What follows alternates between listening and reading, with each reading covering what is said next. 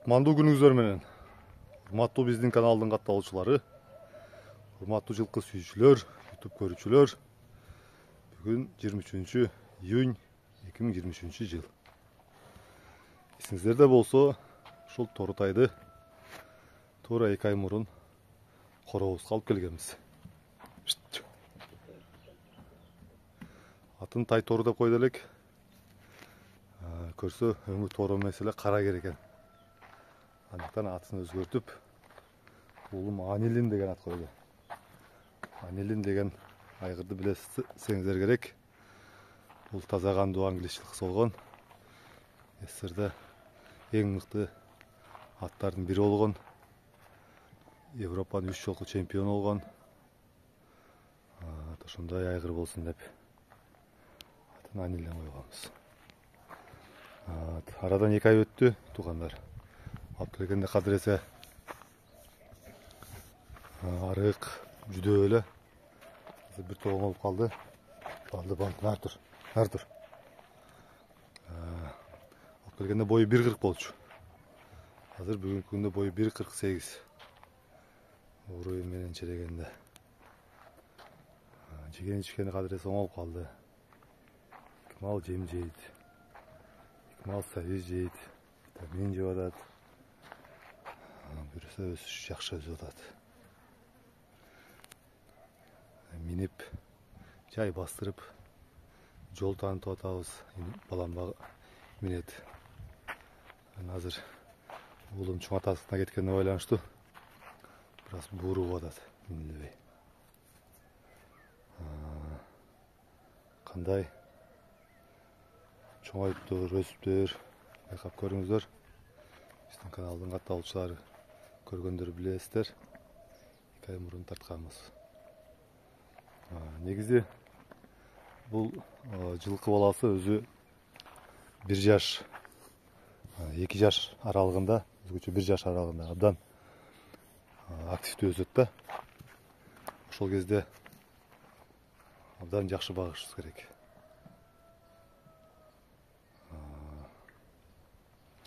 Тоюттан калтырбашыбыз керек. Ошондо жакшы өсүш берет. Багуудан тышкары тарбиялашыбыз керек.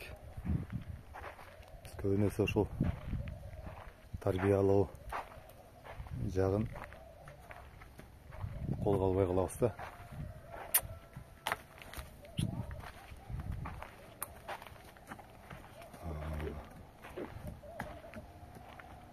Колдун кармап, туяктарын тазалап көндүрө бериш керек. Канчалык көндүрсөңүздөр, кийин атыңызды такалаган киши дагы өзүнүн ыраазычылыгын айтат.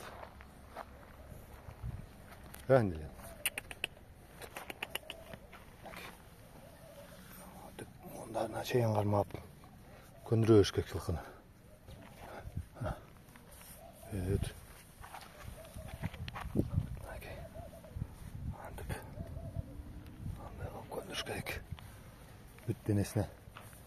Бүт денесине кол тийгиш керек.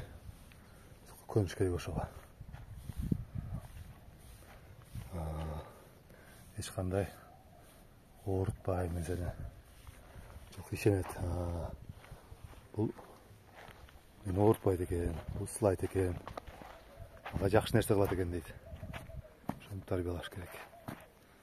Жылкыны коркутуп, уруп, сабап, тилдеп, Артур. Тарбияласаң ошого жараша кийин мамиле күтөсүң. Жакшы мамиле жасасаң, жылкы баласы ошондой мамиле жасайт. Албетте, могул жаш кезинде ойнобураак болот. Жана кичинекей баладай болуп эле бардык нерсени тишке салып иштеп көргү келет.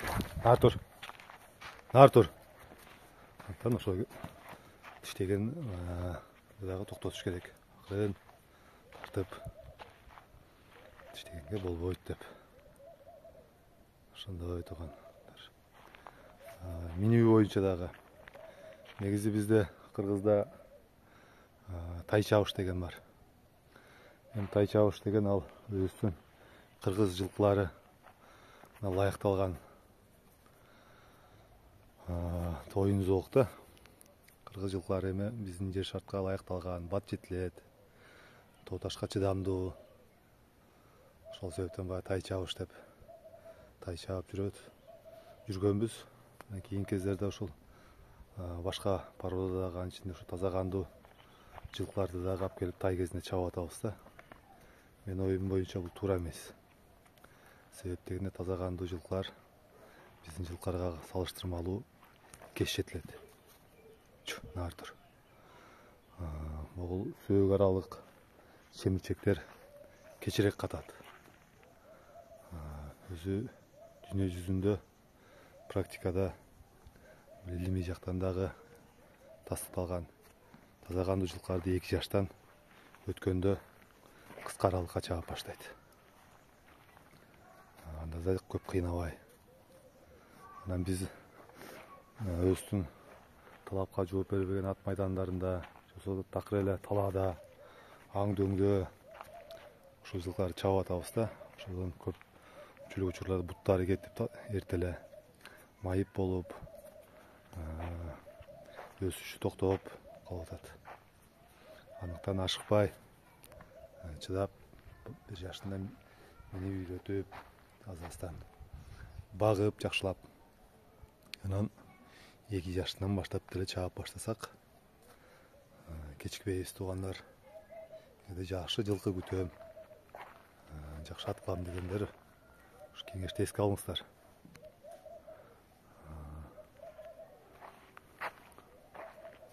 Андан тышкары тоют маселеси. Тай кунан кезинде жылкы абдан активдүү өсөт да. Ошондуктан ошол кезде эч тоюттан калтырбай, витаминдерден берип багыш керек. Тай кезинде, жаш кезинде тоюттан калган жылкынын дене мүчөсүнө сөзсүз кемтик кетет. Ал келечекте аны минүү учурунда, чабуу учурунда сөзсүз өзүнүн кесепети тиет да.